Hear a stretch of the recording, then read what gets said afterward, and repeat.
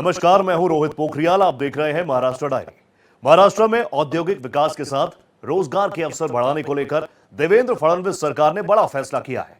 पुणे जिले में औद्योगिक विकास को मंजूरी देकर एक नया औद्योगिक हब बनाना सरकार का मकसद है। राज्य में औद्योगिक विकास पर देखिए हमारी ये खास पेशकश। औद्योगिक विकास को बढ़ावा। महाराष्ट्र में औद्योगिक विकास को बढ़ावा देने के लिए मुख्यमंत्री देवेंद्र फडणवीस ने एक बड़ा फैसला किया है। सीएम फडणवीस की अध्यक्षता में हुई बैठक में इंदापुर में औद्योगिक विकास को मंजूरी दी गई। पूर्व डिप्टी सीएम अजीत पवार ने पहली कैबिनेट बैठक में इसको लेकर सीएम फडणवीस से आग्रह किया था, जिसे उन्होंने पूरा किया। पुणे के इंदापुर में उद्योगों के लिए 1000 एकड़ जमीन MIDC को हस्तांतरित करने पर मुहर लग गई है।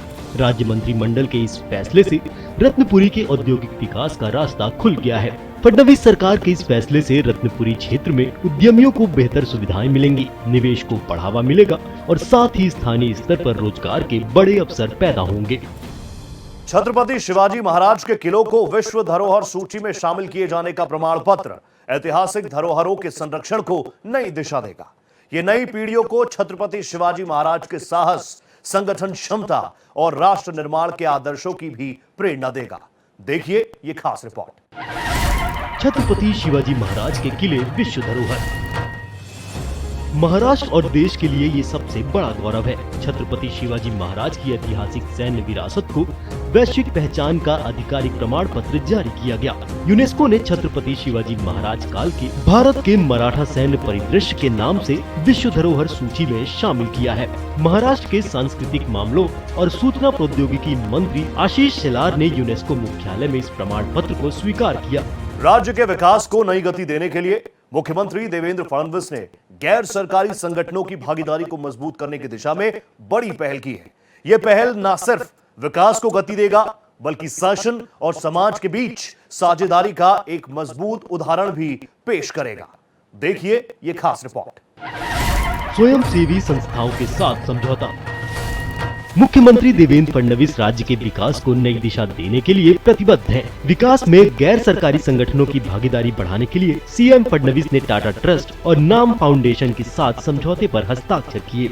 इन समझौतों से राज्य के अलग अलग क्षेत्रों में विकास कार्यों को गति दी जाएगी। इसमें स्वास्थ्य, पोषण, जल संरक्षण और ग्रामीण विकास को बढ़ावा मिलेगा। सीएम देवेंद्र फडणवीस ने कहा कि सरकार और स्वयंसेवी संस्थाओं की कोशिशों से राज्य की प्रगति को नई दिशा मिलेगी। अंतर्राष्ट्रीय क्रिकेट स्टेडियम को मंजूरी। कोल्हापुर के लोगों को बड़ी सौगात। अंतर्राष्ट्रीय क्रिकेट स्टेडियम निर्माण को मिली हरी झंडी। मुख्यमंत्री देवेंद्र फडणवीस की अध्यक्षता में मिली मंजूरी। अंतर्राष्ट्रीय क्रिकेट स्टेडियम के लिए 12 हेक्टेयर जमीन मंजूर। युवाओं के सपनों को उड़ान। विकासवाड़ी बनेगा इंटरनेशनल क्रिकेट हब। विकास कार्यों का जायजा। सीएम देवेंद्र फडणवीस ने की जिला नियोजन के कामकाज की समीक्षा। अलग अलग विभाग के काम और जिले शामिल। डिप्टी सीएम सुनेत्रा पवार भी रही मौजूद। विकास कार्यों में तेजी पर जोर, दिए अहम निर्देश। मुंबई के लिए 813 करोड़ का बजट। मुंबई जिला वार्षिक योजना को 813 करोड़ की मिली मंजूरी।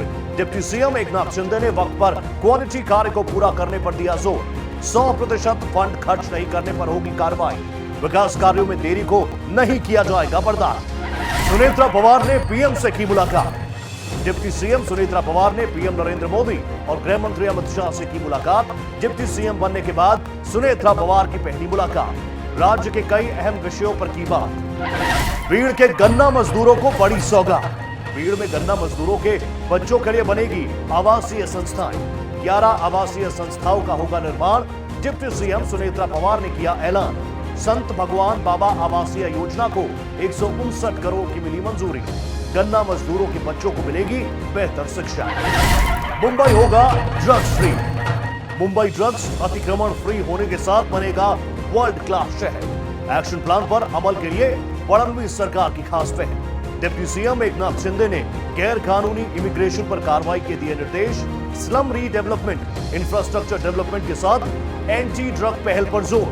रीडेवलपमेंट प्रोजेक्ट को MMRDA के सपोर्ट से बढ़ाया जा रहा आगे। महाराष्ट्र डायरी में आज के लिए इतना ही। बाकी की खबरों के लिए देखते रहिए भारत एक्सप्रेस।